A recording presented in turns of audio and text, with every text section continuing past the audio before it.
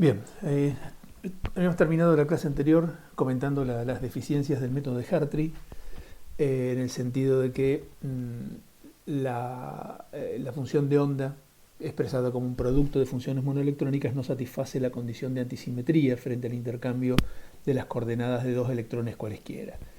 Ese es un problema, digamos, importante realmente, porque es una descripción física del sistema y ya desde el comienzo no la estamos describiendo, ¿no es cierto? Es una falla grave. Eh, una cuestión interesante es que recordamos las propiedades que tienen los determinantes asociados a las matrices, en el sentido que eh, si uno intercambia filas, un par de filas o un par de columnas, el valor del determinante no cambia, pero sí cambia el signo, ¿sí? Uno podría entonces intuitivamente pensar en que las filas o las columnas de un determinante se podrían asociar a coordenadas distintas, ¿sí? A coordenadas de electrones distintos. Entonces, el intercambio de esas filas o de columnas daría lugar a algo que no se diferencia de lo original, excepto por el signo, ¿no es cierto? Y eso es justamente lo que nosotros buscamos cuando describimos el principio de antisimetría. Entonces, uno podría pensar que mmm, intentar describir una función de onda multielectrónica que tenga las propiedades de un determinante podría solucionar esas deficiencias que tiene el método de Hartree.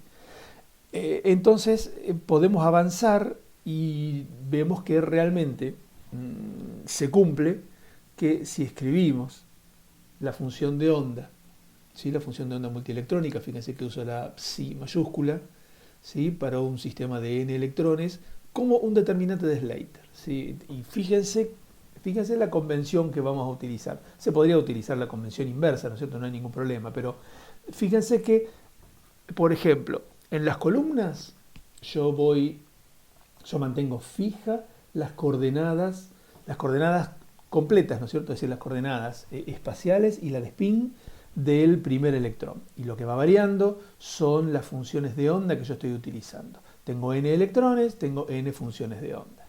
En la segunda columna aparecen las coordenadas del segundo electrón, etcétera, etcétera, etcétera. Y si lo miramos en filas, entonces en la primera fila aparece siempre la primera de las funciones de onda monoelectrónicas, solo que con sus coordenadas cambiadas, ¿sí? Van cambiando de electrón en electrón, desde el primer electrón hasta llegar al enésimo electrón. La segunda fila tendrá la segunda función monoelectrónica y así hasta llegar a la enésima fila, que por supuesto va a contener a la enésima función de onda monoelectrónica.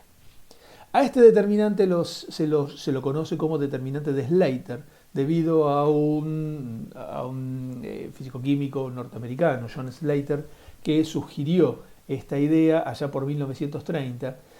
Lo que pasa es que la idea se conoce simultánea, mejor dicho, esta idea se conoció de manera más o menos simultánea a un investigador, a un científico ruso, Fock de apellido. Por eso es que se mantiene el nombre de determinante de Slater para el determinante y el apellido de Fock se incorpora junto al de Hartree para expresar el método del cual ahora vamos a hablar. Fíjense que el determinante está premultiplicado por una constante, ¿sí? Que depende justamente del tamaño del mismo, ¿sí? O del orden del mismo. ¿Qué es este prefactor que tenemos acá? Bueno, es una constante de normalización, ¿sí? Si nosotros tenemos un determinante de n por n, cuando lo factorizamos, cuando lo expresamos, ¿sí? Como si fuese una especie de polinomio, lo que vamos a obtener van a ser n factorial términos, ¿sí? Si nosotros calculamos una integral, que sería la integral de normalización, entonces esta integral de normalización debería tener n factorial por n factorial, es decir, n factorial al cuadrado términos. Sin embargo, por las propiedades del determinante que vamos a ver ahora, vamos a analizar ahora con algún detalle, de los n factorial al cuadrado términos solamente sobreviven n factorial términos. Esto significa entonces que Para asegurarnos la normalización de esta integral tenemos que tener en cuenta la cantidad de términos que sobreviven. Por eso es entonces que cada una de las funciones de onda está premultiplicada por 1 sobre la raíz cuadrada de n factorial. Eso me asegura entonces que la integral de normalización va a valer 1, ¿sí?, independientemente de las funciones que estemos utilizando, ¿sí? Lo único que me interesa es el orden del determinante. Bien, vamos a reescribir entonces el hamiltoniano, vamos a mantenernos dentro de un sistema atómico simplemente por una cuestión de comodidad. No hay ningún problema si nosotros quisiéramos pasar de un hamiltoniano atómico al molecular. La única diferencia, por supuesto, va a ser que cada electrón, en lugar de interactuar con un único núcleo, bueno, va a interactuar con m núcleos diferentes, y además vamos a tener como ingrediente adicional la repulsión núcleo-núcleo, ¿sí?, que es la que nos va a permitir después obtener la energía electrónica total. Bien, fíjense, tenemos entonces, escribimos el hamiltoniano, tenemos una sumatoria, ¿sí?, sobre los n electrones de los términos que son exclusivamente monoelectrónicos, la energía cinética y la atracción con respecto al núcleo. Y luego tenemos la repulsión electrón-electrón. Pero fíjense que a diferencia de lo que habíamos escrito, del hamiltoniano que habíamos escrito para el método de Hartree, ahora lo escribimos de manera diferente. Ahora no me importa tanto duplicar la repulsión electrón-electrón, porque multiplico todo o premultiplico todo por un medio. Y de esa manera el duplicado que hago obviamente que desaparece al multiplicar por un medio, ¿sí? ¿Por qué hago esto? Bueno, simplemente porque me conviene. Me conviene, digamos, al ver luego cómo van a evolucionar las ecuaciones, ¿sí?, debido a haber representado a la función de onda como un determinante, vamos a ver que es conveniente trabajar con la repulsión electrón-electrón de esta manera. Mantenemos la misma nomenclatura, H minúscula, ¿no es cierto?, para los operadores monoelectrónicos y G para el bielectrónico. Ahora bien, debido a la forma que tiene la función de onda, la suma de los operadores, digamos una suma sobre una única suma para el caso del operador monoelectrónico y una doble suma para el operador bielectrónico, se puede simplificar de manera bastante notoria si notamos que, por ejemplo, en el caso del operador monoelectrónico, fíjense ustedes, yo puedo tomar la misma función, una función monoelectrónica cualquiera, psi, y la escribo en función de las coordenadas, por ejemplo, R1 o bien R2. Y al hamiltoniano monoelectrónico lo escribo, por supuesto, en función de también esas mismas coordenadas, R1 o bien R2. Ahora bien, ¿cómo resultan estas dos integrales si la función psi es exactamente la misma? Las integrales son iguales, porque de lo único que va a depender su valor es de la forma que tenga la función de onda monoelectrónica, ¿sí? Es decir, que las variables de integración que nosotros estamos usando, R1 o R2, son totalmente ficticias, y además me ayuda mucho el hecho de que la forma matemática del operador H minúscula, es exactamente la misma para cualquier electrón que yo considere.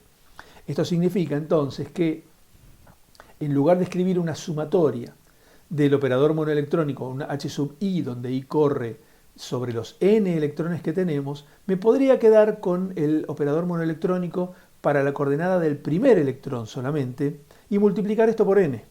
¿Sí? Entonces, claro, ¿qué cuidado tendría que tener? Y bueno, el cuidado que tendría que tener es que las funciones de onda monoelectrónicas, todas las n funciones de onda monoelectrónica que tenga, en algún momento contengan o estén representadas por las coordenadas del primer electrón, ¿sí? Bueno, como les comentaba hace un ratito, esto es posible gracias a representar la función de onda como un determinante de Slater, algo que no pudimos hacer con la función de onda de Hartree. ¿Sí? El producto de funciones de onda era bastante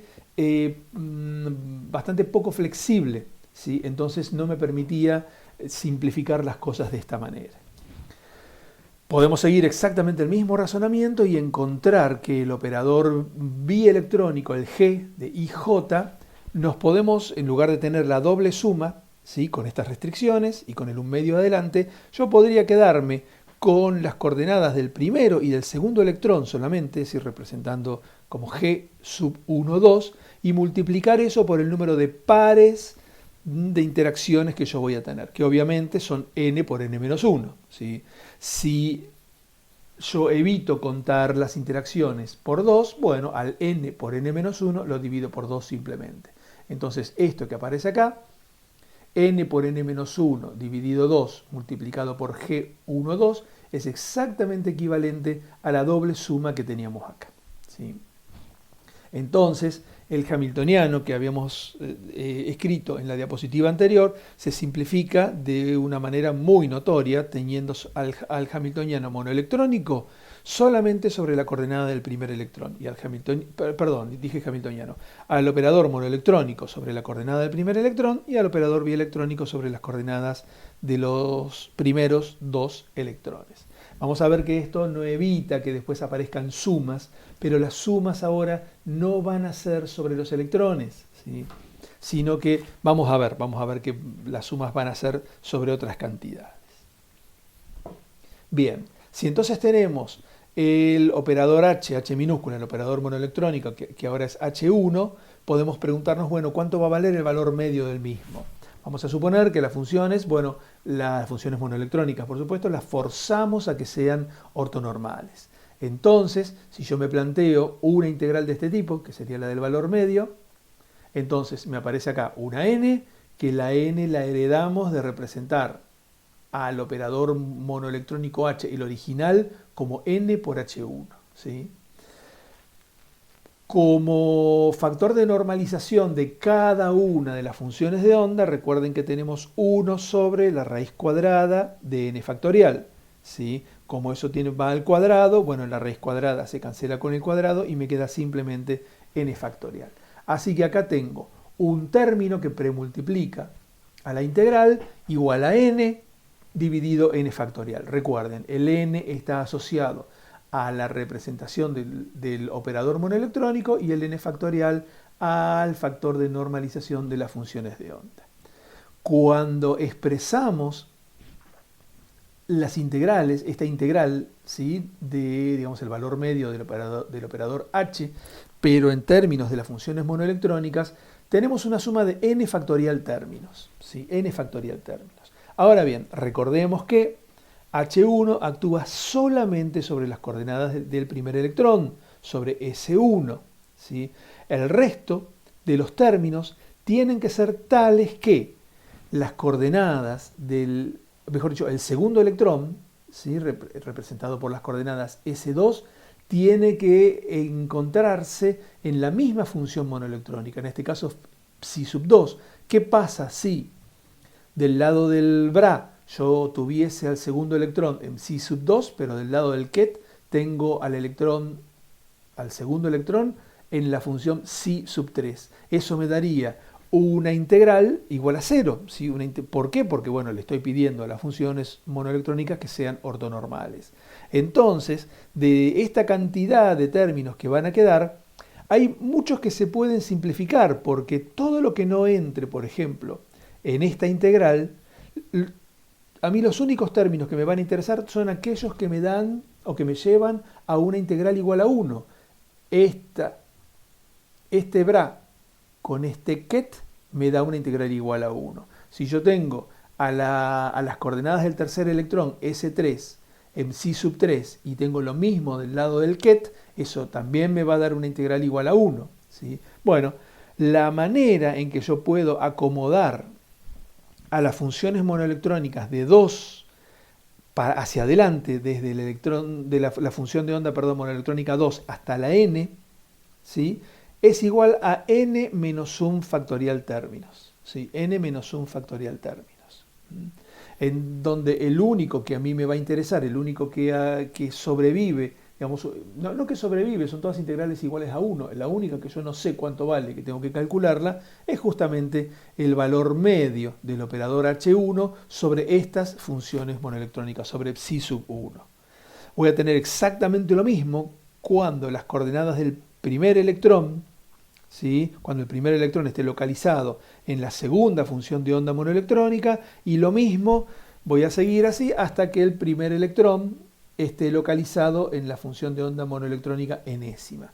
Es decir, esto significa que voy a tener una suma de n términos. Cada uno de ellos premultiplicado por n dividido n factorial, que lo heredé de acá arriba.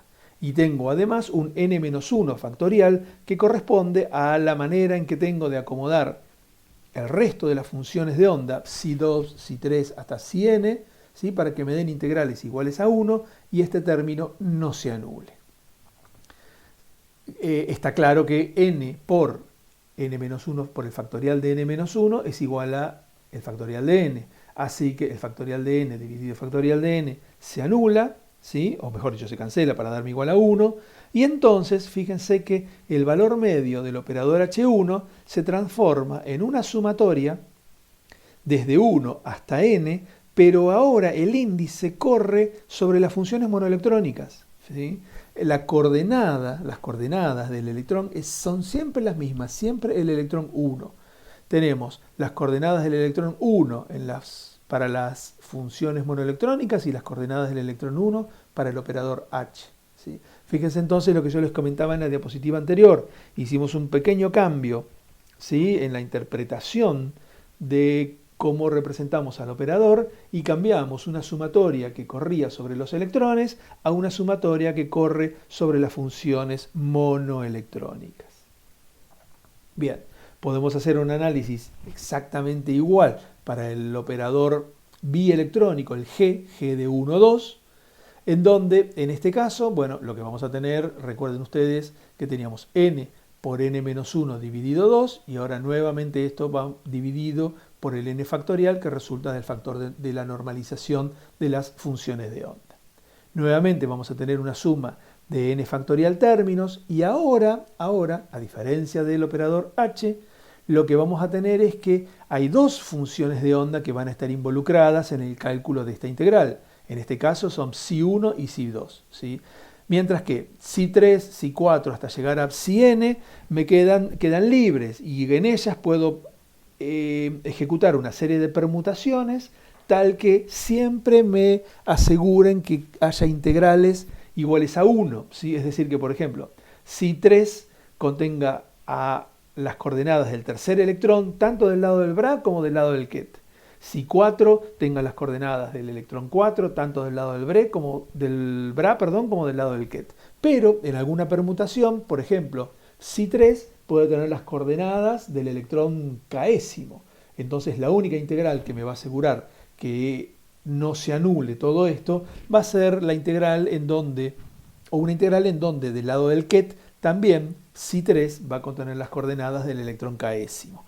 Eso significa que para cada par de funciones de onda, ¿sí? Monoelectrónicas, psi1, psi2, psi1, psi3, psi1, psi-n, ¿sí? Siempre vamos a poder encontrar n-2 factorial combinaciones del resto de las funciones de onda monoelectrónicas que me conducen a integrales iguales a 1. Es decir, que me sirven para considerar esta integral, que no se anule los términos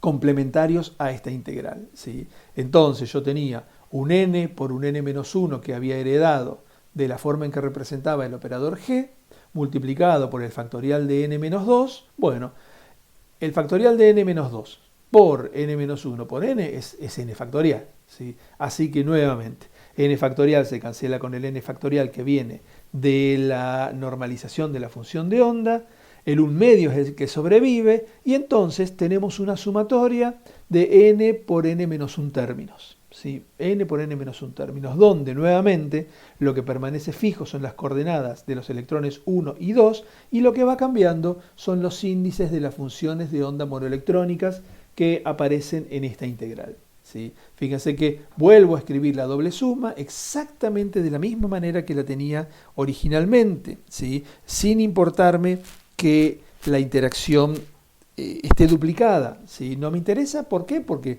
premultiplico todo con 1 medio, ¿sí? Entonces no hay ningún problema. Bien.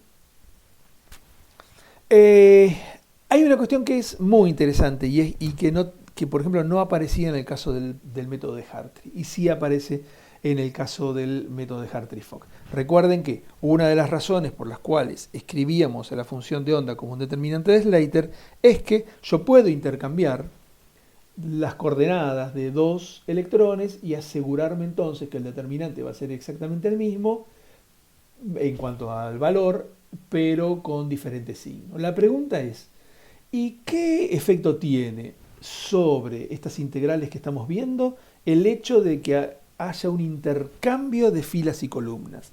Bueno, hay un efecto muy interesante, ¿sí? Y si yo, por ejemplo, tengo una integral, quedémonos con la más sencilla, ¿no es cierto?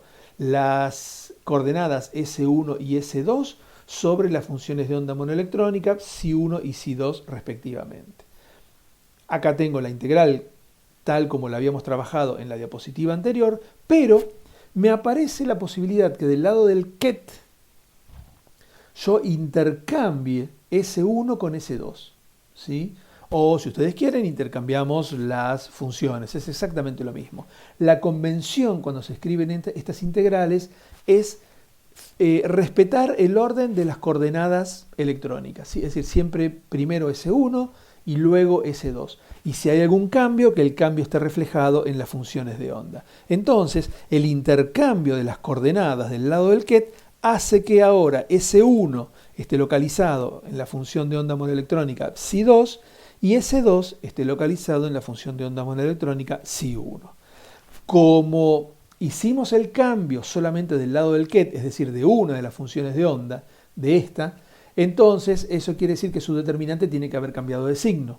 ¿Sí? Tiene que ser el mismo, pero cambiado de signo, con un -1 adelante. Como la función de onda que está del lado del bra no le hicimos nada, entonces el cambio neto, ¿sí?, en esta integral es que pasa a estar premultiplicada por un -1. Bueno, este tipo de integral, esta integral nueva que aparece acá, es lo que se denomina integral de intercambio. Y resulta justamente del proceso de intercambio, ¿sí?, de columnas en el determinante, ¿sí? Esto es interesante porque es un tipo de integral que no aparecía, que estaba totalmente ausente en el método de Hartree.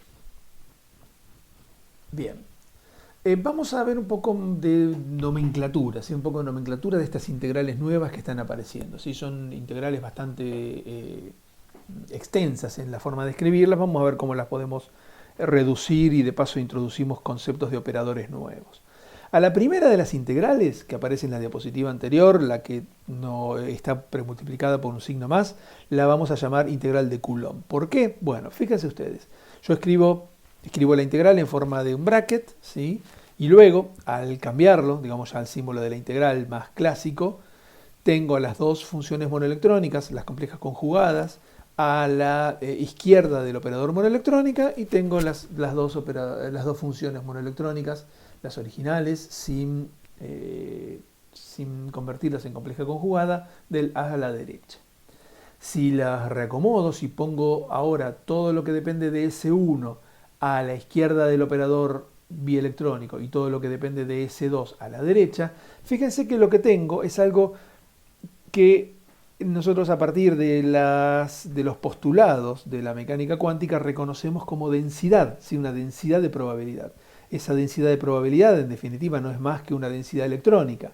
En este caso es una densidad electrónica asociada al primer electrón y localizado solamente en la función de onda monoelectrónica Ψ1. Y vamos a tener algo similar para el segundo electrón. Entonces, en definitiva, esta integral lo que me muestra es que tengo una interacción entre dos nubes de carga negativas separadas por una distancia determinada. Bueno, eso es la ley de Coulomb, ¿sí? Por eso es que a este tipo de integral se la denomina integral de Coulomb. Generalmente a este tipo de integral se las simboliza con una letra J mayúscula, ¿sí? Esa J suele tener como índices los índices I y J, que corresponden a los índices de las funciones monoelectrónicas involucradas en la integral, ¿sí? También podemos definir un operador de Coulomb, ¿sí?, en donde volvemos a mantener el símbolo J mayúscula y dejamos ahora como subíndice el de la función de onda monoelectrónica que contiene al segundo de los electrones, en este caso a psi sub j. Entonces pasamos a tener un operador J mayúscula sub J minúscula, que por supuesto cuando integremos esto, vamos a integrar solamente sobre S2, por lo tanto me va a resultar una función de S1, por eso es que el operador de Coulomb es una función de las coordenadas del primer electrón. Cuando a este operador de Coulomb lo introducimos acá y calculamos su valor medio respecto a la función de onda monoelectrónica psi sub i, ¿sí?, donde todo depende de las coordenadas S1 del primer electrón, ahora cuando integremos, obviamente que vamos a tener un número, y ese número sí va a ser la integral de Coulomb J sub i j.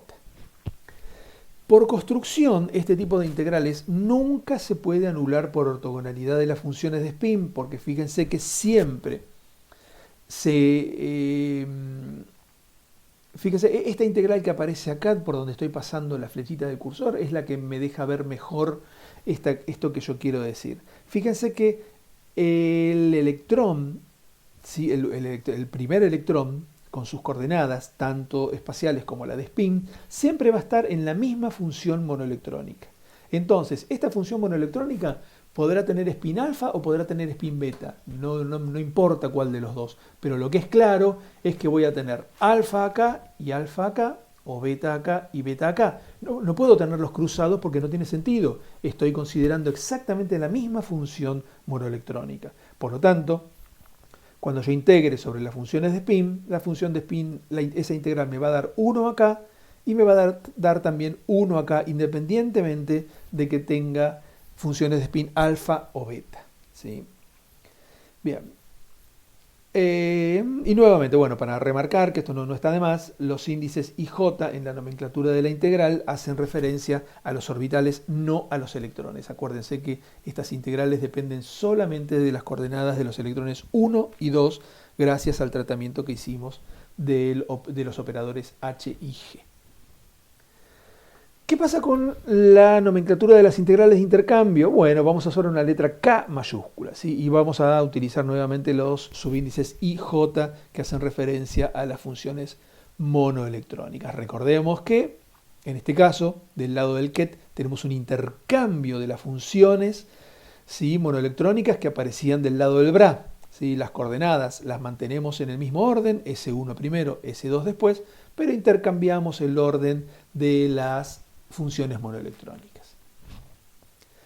Fíjense que podemos usar un truquito y podemos utilizar un operador de permutación, ¿sí?, un operador de permutación P1,2 simplemente, es decir, que lo que hace es intercambiar las coordenadas de los electrones 1 y 2, son los únicos dos electrones que consideramos en este tipo de integral. Entonces, fíjense que podemos representar al ket de la integral de intercambio de esta manera, premultiplicada por el operador de permutación de las dos coordenadas. De manera tal que al aplicar la permutación obtenemos las funciones monoelectrónicas en el orden que las necesitamos para el cálculo de las integrales. Usar el operador de permutación está bastante bien porque nos permite escribir un operador de intercambio de la misma manera que habíamos escrito un operador de Coulomb, de esta manera, un K sub J que va a depender solamente de S1, ¿sí? Y fíjense que ahora en la integral, tanto del lado del Bra como del lado del ket, tengo la misma función monoelectrónica, Esto significa que puedo calcular luego el valor medio del operador de intercambio de K sub J, premultiplicando y posmultiplicando por psi sub i, y todo tiene las coordenadas del primer electrón. Cuando integro con respecto a las coordenadas de este primer electrón, obtengo por supuesto un número que es la integral KIJ. Pero bueno, también podemos escribirlo, podemos mantener la nomenclatura original y decir, bueno, al operador de intercambio lo escribimos en términos de la integral como teníamos escrita originalmente, sin el operador de permutación.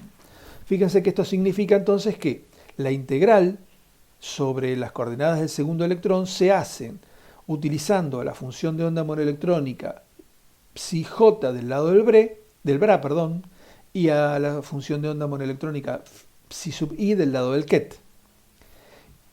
Esto significa entonces que cuando yo quiero actuar con el operador de intercambio sobre la función psi sub i, en realidad tengo que poner del lado, digamos, del lado derecho de la igualdad, no a la propia función psi sub i, sino tengo que poner la función psi sub j, ¿sí? Porque si volvemos a la integral que tenemos acá arriba, del lado del ket, el primer electrón, el electrón 1, está localizado sobre la función psi sub j. Entonces, esto es lo que yo tengo que respetar. Eso significa que cuando entonces premultiplico todo por psi sub i, está perfecto, acá calculo el valor medio de este operador k sub j, pero la integral que estoy obteniendo es esta, ¿sí?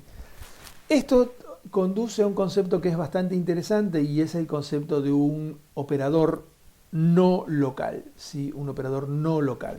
Fíjense, cuando el operador de intercambio, el operador k sub j, actúa sobre psi sub i,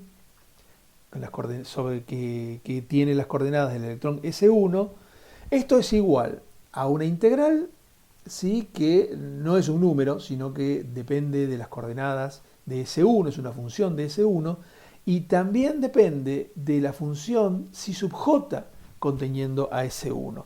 Esto significa que para poder determinar el efecto del operador k sub j sobre una función monoelectrónica determinada psi sub i, en S1 tengo que también conocer el comportamiento de la misma función monoelectrónica, pero con las coordenadas del otro electrón. Es decir, que tengo que conocer el comportamiento de la función de onda no solamente en S1, sino en el entorno de las coordenadas del segundo electrón también. Esto es justamente la definición de un operador no local. ¿Sí? Es decir, que no me alcanza con conocer el comportamiento de una función de onda en un punto determinado, sino que tengo que conocerlo en todo un entorno del punto. Bien. Hay una diferencia importante, más allá de esta cuestión del carácter no local del operador de Coulomb, hay una diferencia importante también con las integrales, el carácter no local del operador de intercambio con respecto al de Coulomb. También hay otra diferencia con respecto a las integrales de Coulomb, y es que ahora las integrales de intercambio sí pueden ser cero por ortogonalidad de las funciones de spin. Recuerden que las estamos permutando, ¿sí?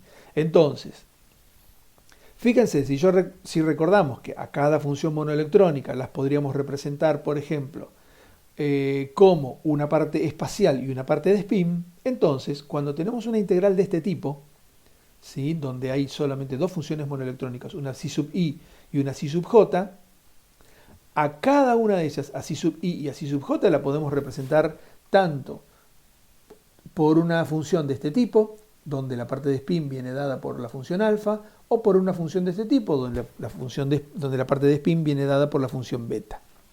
Entonces, esta integral me va a dar lugar a 4 tipos de integrales distintas, ¿sí? Donde se van a dar las combinaciones, las diferentes combinaciones de spin, ¿sí? Fíjense que, por ejemplo, podemos tener combinaciones de tipo alfa-alfa para el electrón 1, alfa-alfa para el electrón 2, beta-beta para el electrón 1, beta-beta para el electrón 2. Pero podemos tener las posibilidades cruzadas, ¿sí? En donde para el electrón 1 haya alfa del lado del bra y beta del lado del ket, ¿sí? Entonces eso necesariamente me va a llevar a una integral que se va a anular por ortogonalidad exclusivamente de las funciones del spin, ¿sí? Es decir, que de las 4 integrales que yo podría escribir, 4 posibles integrales de intercambio que yo puedo escribir a priori, por lo menos hay 2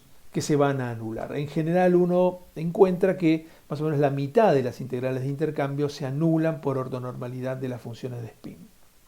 Entonces, bueno, habiendo considerado esto, si tenemos en cuenta las integrales de intercambio, el valor medio del operador G12 tiene que considerar no solo las integrales de Coulomb, sino también las integrales de intercambio.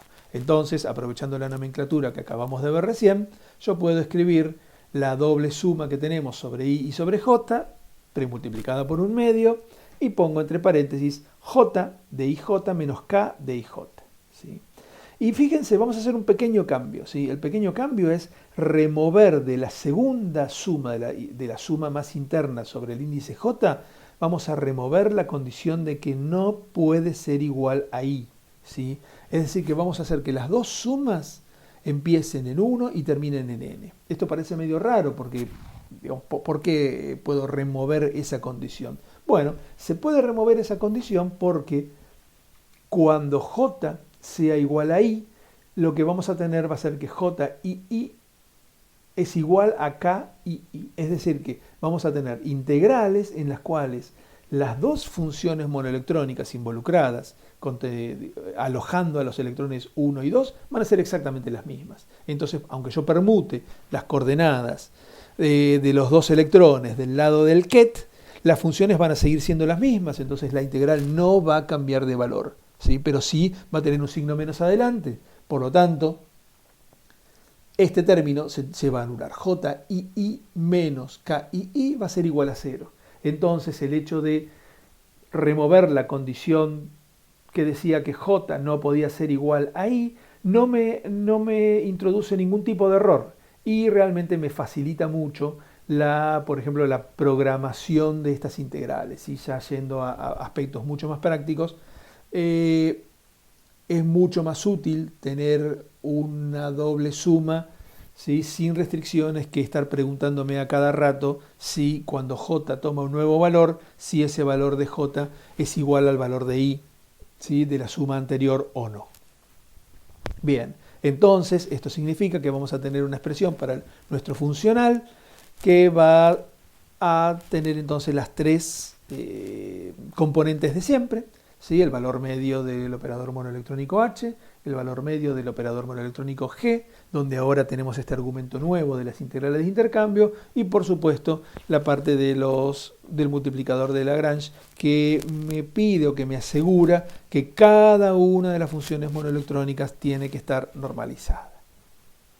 Si aplicamos el método variacional con respecto a, por ejemplo, un BRA cualquiera, un psi sub k, ¿sí?, de S1, entonces fíjense que lo que va a sobrevivir va a ser esto, va a ser un solo término acá del lado del operador monoelectrónico, una sola suma del lado del operador bielectrónico, la suma corre por supuesto sobre las n funciones monoelectrónicas, todo eso premultiplica a psi sub k, y bueno, y sobrevive también del lado un solo multiplicador de Lagrange.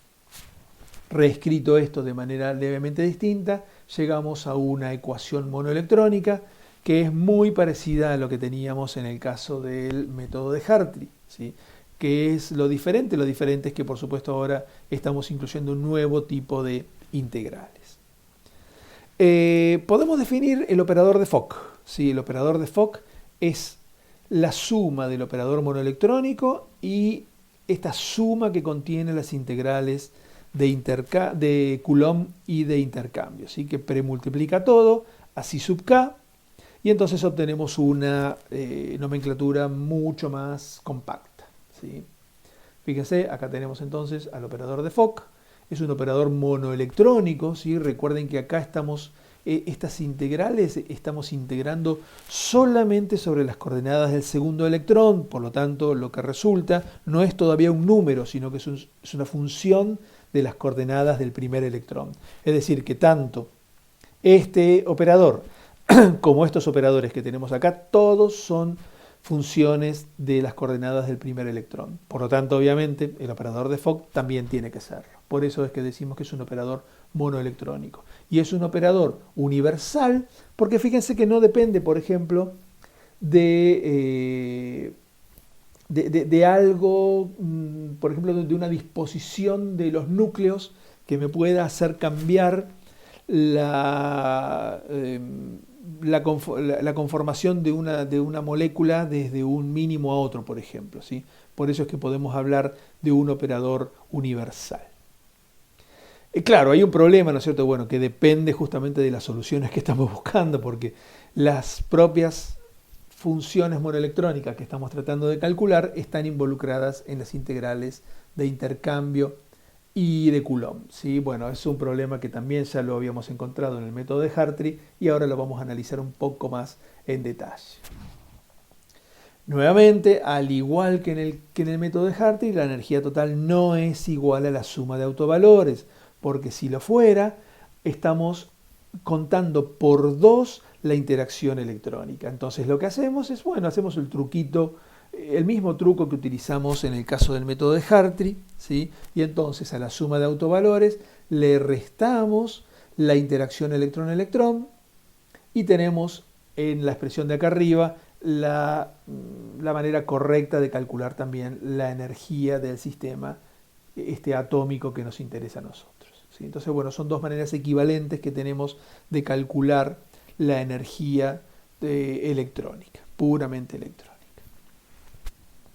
Bien. Uy, perdón, me fui del cuerno. Perdón.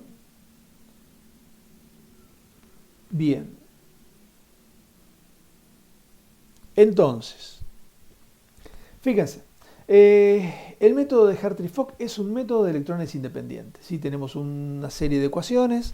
¿Sí? Si tenemos n funciones monoelectrónicas, n electrones, vamos a tener n ecuaciones monoelectrónicas, ¿sí? Donde nuevamente podemos pensar que estamos hablando de electrones independientes. Vamos a tener un operador de Fock que tiene exactamente la pinta de un operador, un hamiltoniano efectivo, ¿sí? Un hamiltoniano efectivo que nos recuerda, por ejemplo, a un sistema hidrogenoide en donde hay una energía cinética y hay una interacción con el núcleo. En este caso, la interacción con el núcleo, bueno, está en cierta manera apantallada por el resto de los electrones, ¿sí? Pero todo depende de las coordenadas de un único electrón, el electrón que estamos considerando, ¿sí? ¿Cuál es la diferencia entre los métodos de Hartree-Fock y el método de Hartree? La inclusión del intercambio. Esa inclusión del intercambio produce una disminución en la repulsión entre los electrones con idéntico spin, ¿sí? Si yo considerara electrones con spin diferente, la integral de Coulomb la puedo calcular, pero al querer calcular la integral de intercambio, la ortonormalidad, la ortogonalidad de las funciones de spin hace que la integral de intercambio sea 0. Entonces, las integrales de intercambio van a sobrevivir solamente cuando los electrones 1 y 2 están ocupando funciones monoelectrónicas que tienen exactamente la misma función de spin. Entonces, decimos que existe una especie de correlación en el movimiento de electrones alfa-alfa y beta-beta, ¿sí? Alfa-alfa por un lado y beta-beta por el otro. Muchas veces este efecto se denomina hueco de Fermi, en el sentido que un electrón de un spin determinado está rodeado de un hueco ficticio por supuesto, en el cual el resto de los electrones con el mismo spin no tienen permitido ingresar. Entonces, la repulsión electrón-electrón se ve disminuida, porque ya los electrones hay una determinada distancia que no pueden atravesar. Bien. Lo que es interesante es que esta cuestión del intercambio es un efecto puramente cuántico y que tiene lugar como consecuencia del principio de Pauli, es decir, de que nosotros tenemos que de alguna manera dar cuenta del principio de Pauli y que lo hacemos expresando a la función de onda como un determinante, ¿sí? Es decir, en definitiva, la aparición de estas integrales de intercambio, de este intercambio, es un resultado pura y exclusivamente de representar a la función de onda como un determinante de Slater. Bien. Las expresiones para la energía, volvemos a las expresiones para la energía, y bueno, estas 2 expresiones son absolutamente generales, las podemos aplicar a cualquier tipo de sistema, sistemas que contengan electrones desapareados o no, ¿sí? Cuando tenemos electrones con sistemas desapareados, decimos que la configuración electrónica es una configuración electrónica de capa abierta, ¿sí? En los casos en que tenemos una configuración de capa abierta, lo usual es que la parte espacial de los orbitales spin, alfa y beta, sea distinta, ¿sí? Fíjense, acá tenemos, por ejemplo, 2 funciones monoelectrónicas consecutivas, ¿sí? Consecutivas, es decir, donde uno de ellos, una de las funciones alberga un electrón con el spin alfa y la otra alberga al electrón con un spin beta, ¿sí? En una condición normal ambos estarían apareados, en una situación de capa abierta no necesariamente van a estar apareados, ¿sí? Entonces, lo que hacemos es, al electrón que tiene el spin alfa le asignamos una función espacial distinta de aquella a la que le vamos a asignar al electrón con el spin beta, ¿sí? Por eso es que las simbolizamos como phi sub i y phi sub i más 1, para representar simplemente que no son iguales.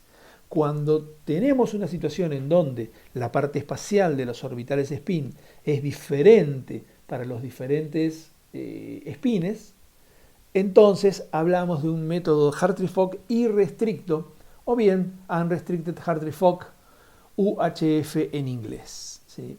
En cambio, cuando la configuración es de capa cerrada, ahí nos podemos dar el lujo de utilizar la mitad de los orbitales espaciales, porque le asignamos exactamente la misma función espacial a las dos funciones de spin, ¿sí? Eso está bueno porque, como dice acá arriba, nos permite disminuir la cantidad de funciones monoelectrónicas diferentes que vamos a utilizar.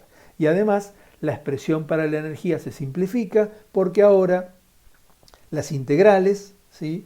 Las sumatorias no van desde 1 hasta n, no hay necesidad, sino que vamos desde 1 hasta n sobre 2, ¿sí? En el caso de del operador monoelectrónico y también de los autovalores, hay que premultiplicar por un 2, porque en definitiva, aunque consideremos la mitad de las funciones monoelectrónicas, hay que tener en cuenta que cada una de ellas va a estar ocupada por 2 electrones. Por eso es que tenemos que anteponer el 2 acá.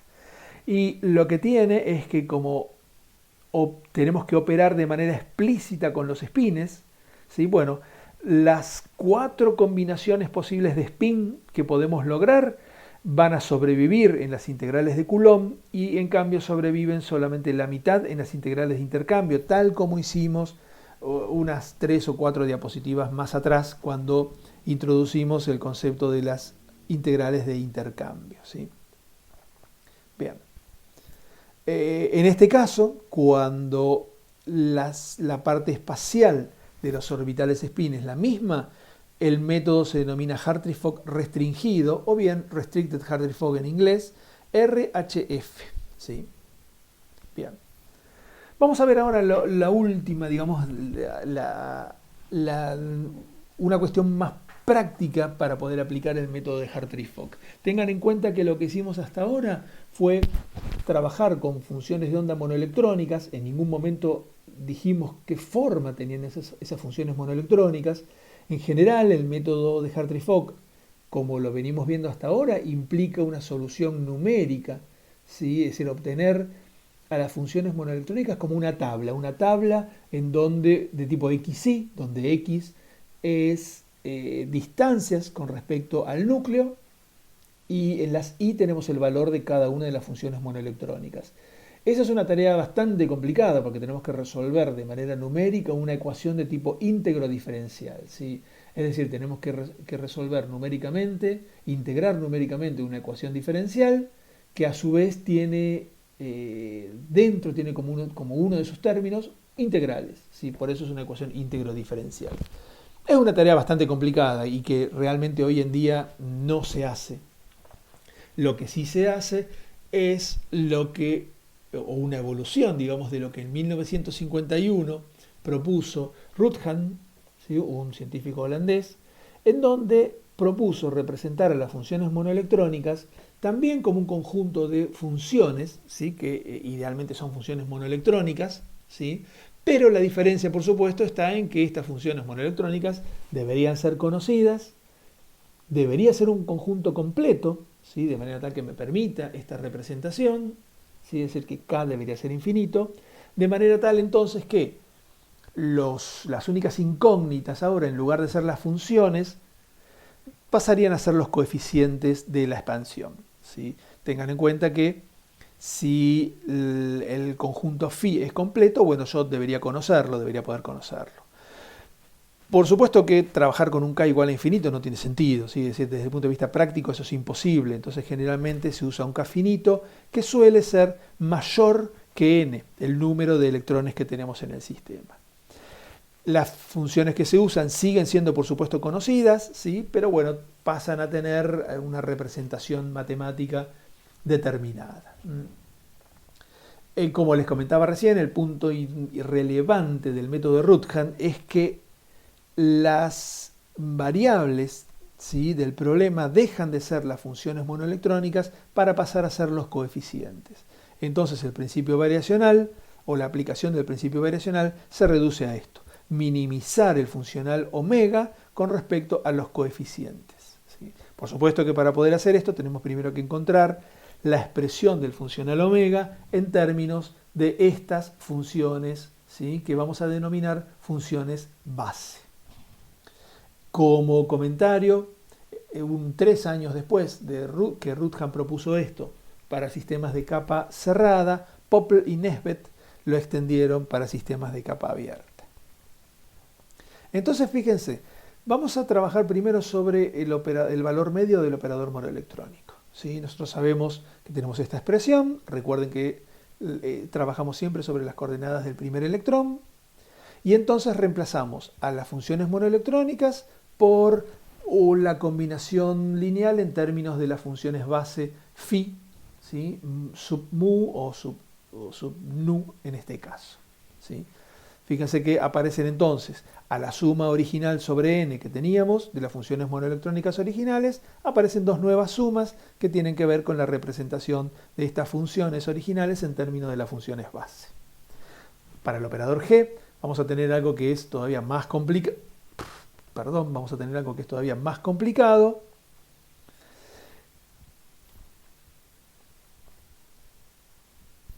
Ya que tienen que aparecer 4, ¿sí?, sumas nuevas, ¿sí? 4 sumas nuevas. Acá está un poco condensado, ¿sí?, de manera tal que tengo en una suma incluidos a los subíndices mu y nu, ¿sí?, mu y nu, que son los que dependen de las coordenadas del electrón 1, y luego una segunda suma que depende de los índices sigma y lambda, que son los que dependen de las coordenadas del segundo electrón.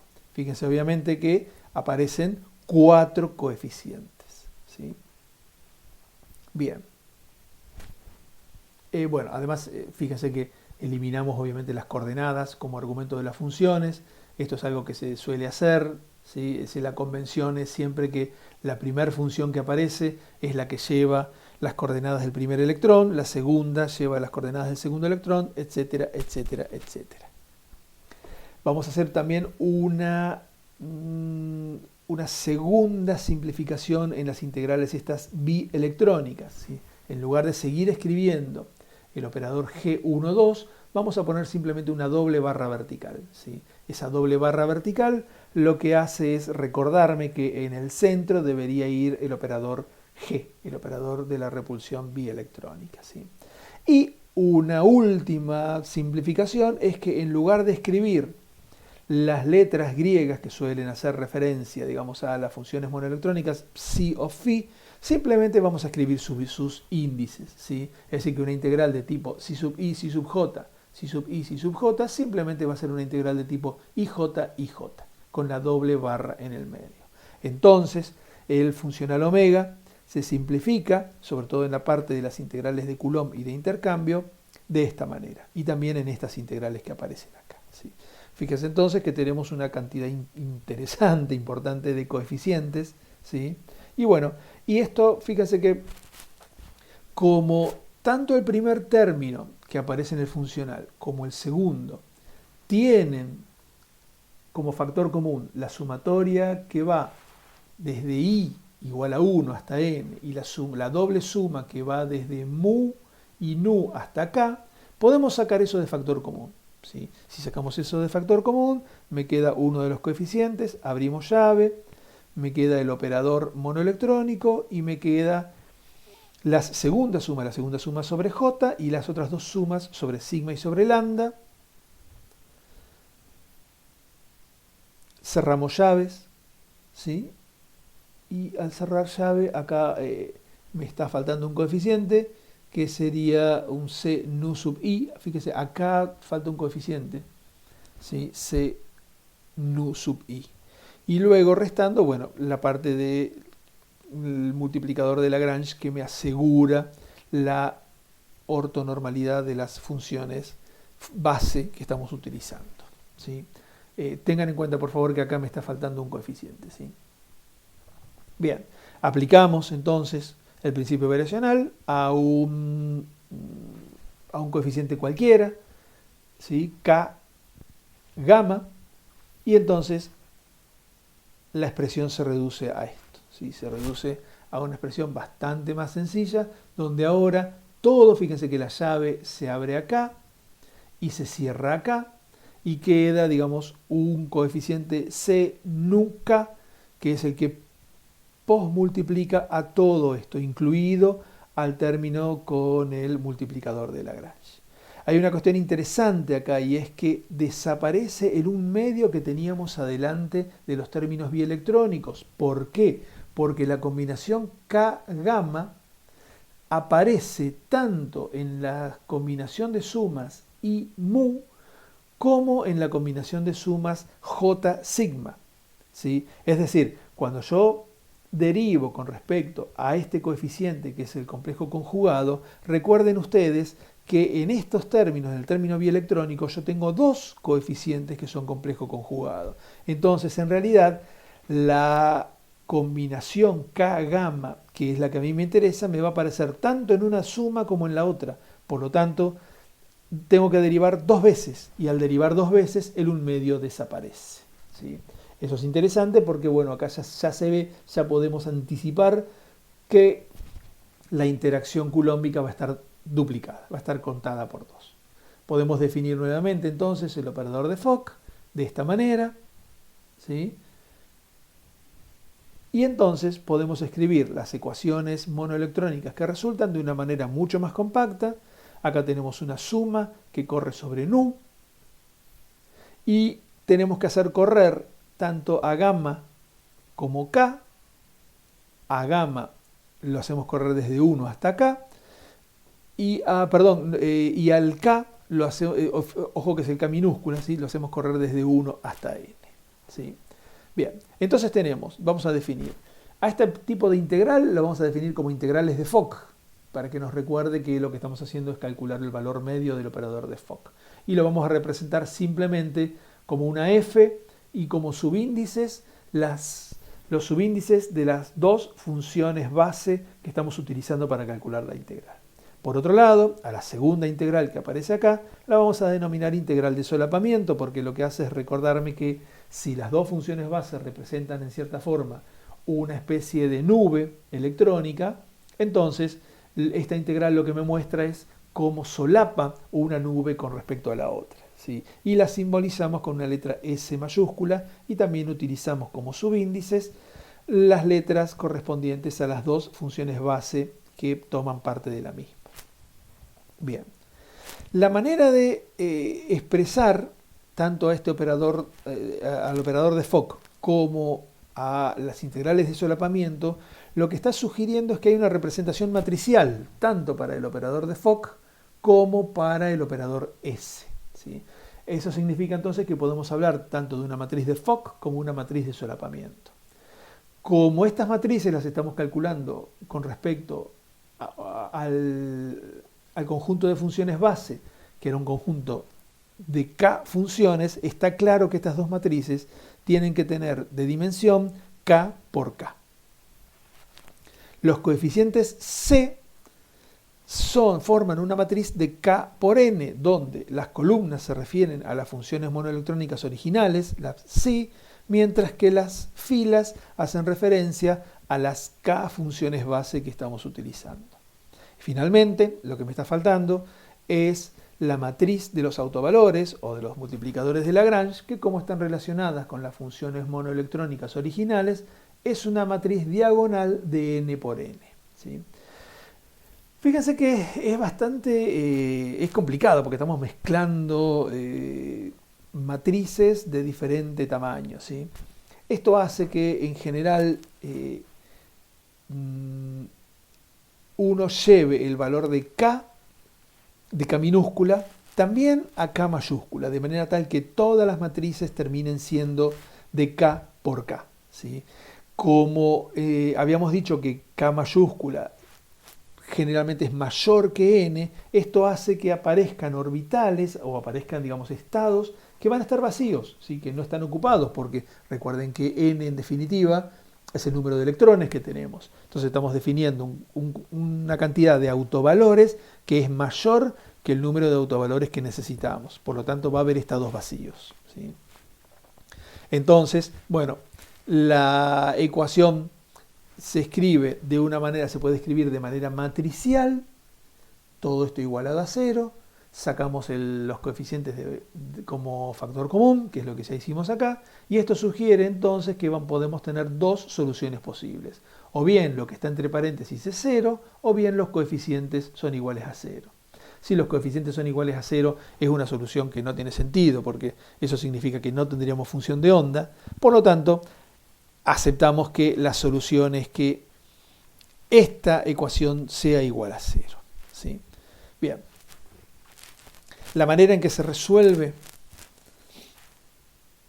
desde el punto de vista práctico este problema matricial es encontrando una matriz que vamos a llamar X, cuya matriz inversa existe y que nos permita convertir a la matriz de solapamiento en una matriz unitaria, es decir, una matriz en donde sobrevivan solamente unos a lo largo de la diagonal y 0 en todos los términos no diagonales. Entonces, fíjense, yo asumo que puedo lograr esta conversión, ¿sí? Entonces, en esta ecuación que tengo acá arriba, yo pongo, fíjese, escribo entre S y C y entre F y C, escribo X por X menos 1. ¿Sí? Es decir, que el producto de X por su inversa. Sabemos que el producto de un determinante por su inversa es igual a 1. Por lo tanto, poner esto acá es lo mismo que haber puesto un 1, así que no me afecta en nada. Y premultiplico por la izquierda con la matriz, digamos, con la adjunta, ¿sí? De la matriz X original. Entonces, fíjense, yo acá tengo S premultiplicado por la adjunta de X y posmultiplicada por X, que es lo que yo quería, ¿sí? Para lograr la diagonalización de la matriz S. Y tengo de este lado al operador a la matriz de Fogg, premultiplicada por la adjunta de X y por X. Si definimos a este producto, ¿sí? De tres matrices como F' y definimos al producto de la inversa de X por C como C', fíjense que tenemos una ecuación que queda mucho más, que queda simplificada, ¿sí? Es decir, que si yo fuese capaz de obtener F', F' me daría al mismo tiempo toda la información sobre los autovalores y los coeficientes. Pero claro, ¿qué coeficientes? Los C'. ¿Y cómo puedo hacer para volver de C' a C? Bueno, premultiplicando por X. Si premultiplico por X, X quedaría de este lado y X por X menos 1 me da igual a 1. Así que podría volver a obtener los coeficientes C a partir de C', ¿sí? Esta es la manera en que se trabaja, digamos, desde el punto de vista práctico, si uno tuviese que programar la solución de este problema. Bien, ¿qué podemos decir de las matrices S y F? S es una matriz hermítica, ¿sí? Usualmente, por lo menos desde el punto de vista de los químicos, S es una matriz real, es también simétrica, lo que significa que el elemento mu nu es igual al elemento nu mu, tiene dimensión K por K, ¿sí? Y las integrales de solapamiento pueden ser positivas o pueden ser negativas, pero tiene que cumplirse siempre que estén acotadas entre 0 y 1, ¿sí? El valor de 0 se da si las funciones están infinitamente separadas, ¿sí? Y el valor de 1 es el valor máximo que pueden tomar por solapamiento. No significa que tomen el valor de 1 cuando una función está encima de la otra, ¿eh? Eso no es cierto.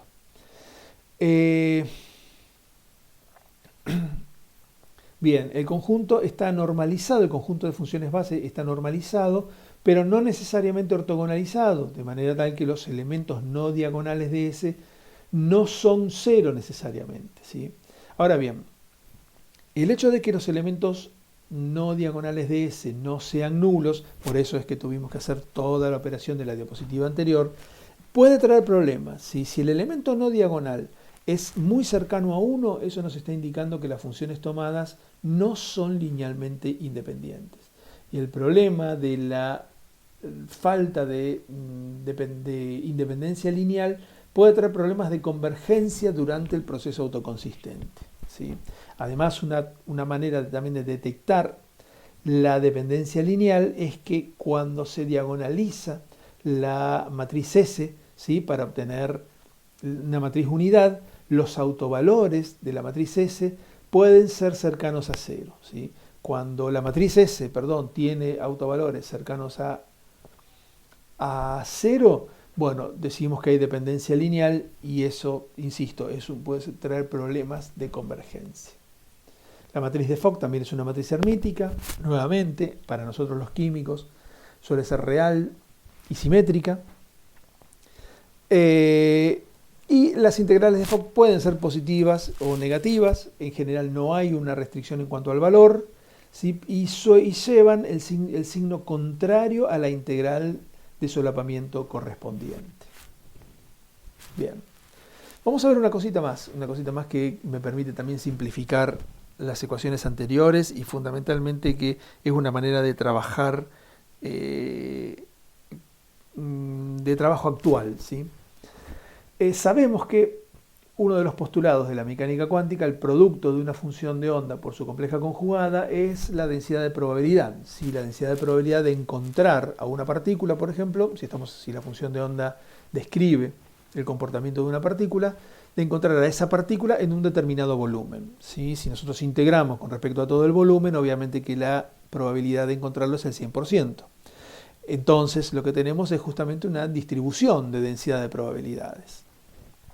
Si al producto de la función de onda por su compleja conjugada la multiplicamos por un diferencial de volumen, bueno, ahí vamos a tener justamente la probabilidad de encontrar a la partícula en ese elemento de volumen en particular. Bien, cuando a la función de onda la escribimos como un determinante de Slater, ¿sí? Fíjense que tenemos una manera de hacerlo de manera bien compacta, ¿sí? Esto es un determinante, ojo, no hay que confundir con la función de Hartree. Fíjense que acá estoy usando una nomenclatura, es como si fuese un ket gigantesco, ¿sí? Bueno, la densidad electrónica, independiente del spin, viene dada por una sumatoria de productos de las funciones monoelectrónicas que conforman el determinante de Slater, ¿sí? Si como las funciones estas están normalizadas, entonces, bueno, si yo integrara esto con respecto a R, tendría n integrales, donde cada una de esas n integrales vale 1, ¿sí? Así que n por 1 es n, y la integral de la densidad electrónica, por supuesto que integra al número de electrones que tenemos en el sistema. ¿Qué pasa si en lugar de utilizar las funciones monoelectrónicas, utilizamos las funciones base del método de Hartree-Fock y Rutherford? Bueno, en ese caso me va a quedar ahora, en lugar de una única suma, una triple suma, ¿sí? Me quedo con las funciones base, pero junto, ¿sí?, acomodo a los coeficientes.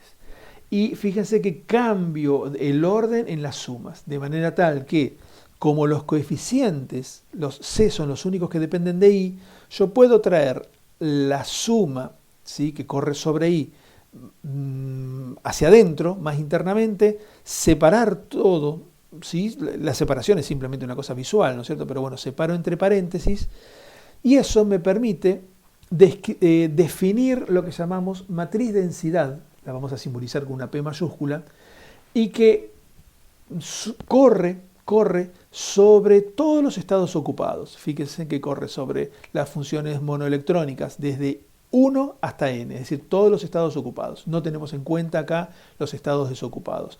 Y tiene en cuenta el producto de los coeficientes, ¿sí?, que me permiten describir a cada función monoelectrónica en términos de las funciones base. Fíjense que esto, en definitiva, lo que me está mostrando es como si yo acá estuviese haciendo un producto de dos matrices, ¿sí? Por eso es que ya tenemos un producto de matrices y lo que obtenemos es justamente un elemento de matriz. Por eso es que hablamos de matriz densidad. Eso es interesante porque me permite escribir a la densidad en términos de la matriz densidad y el producto de las funciones. Una cosa interesante de esto es que al operador de Fock, que teníamos un producto de coeficientes, ¿sí?, acá escrito casi al final, se puede llevar, intercambiando el orden de las sumas, se puede llevar también a escribirlo en términos de la matriz densidad. ¿Sí? Una manera de escribirlo de manera bastante más compacta. Y a la energía electrónica, en lugar de escribirla en términos de los coeficientes, ¿sí?, de la cantidad de coeficientes que tenemos dando vuelta, la podemos escribir en términos de dos matrices densidad. ¿Sí?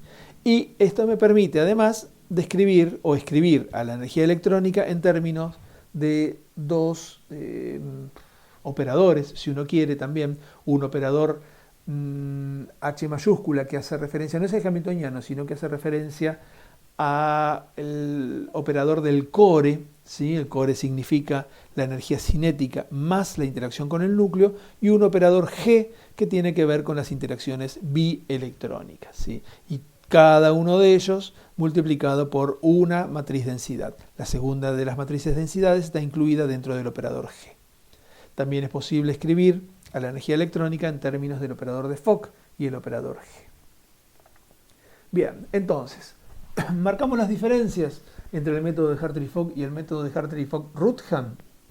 Lo que habíamos comentado hace un rato, en el método de Hartree-Fock tenemos un conjunto de funciones monoelectrónicas que no conocemos, cuya forma no conocemos de antemano. Por lo tanto, tenemos que resolver ecuaciones de tipo íntegro diferenciales de manera numérica.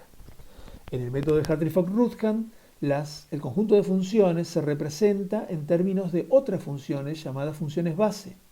Como si las conocemos de antemano, podemos calcular integrales, ¿sí? Y entonces el problema pasan a ser los coeficientes que me permiten representar unas funciones en términos de otras. El problema deja de ser íntegro diferencial para ser un problema algebraico, ¿sí?, que requiere solamente el cálculo de integrales y de la diagonalización de matrices, que es una tarea bastante más simple que la de integrar ecuaciones diferenciales. Justamente en la actualidad, el método de Hartree-Fock-Ruthven es la base de todos los métodos que se utilizan para el cálculo de estructura electrónica de átomos y moléculas, ¿sí? Bueno, acá tienen lo que sería un diagrama de flujo del ciclo autoconsistente, en donde tenemos un conjunto de funciones base y la matriz densidad, ¿sí? Y acá tienen un resumen de ecuaciones, ¿sí?, las ecuaciones de Hartree-Fock para diferentes casos, caso general, un caso de capa abierta y un caso de capa cerrada, ¿sí?, simplemente como para que los tengan como una referencia rápida. Bueno, la bibliografía, estos son 2 capítulos del libro de Szabo, o también lo pueden ver en un par de capítulos del libro de Christopher Kramer, Essentials of Computational Chemistry.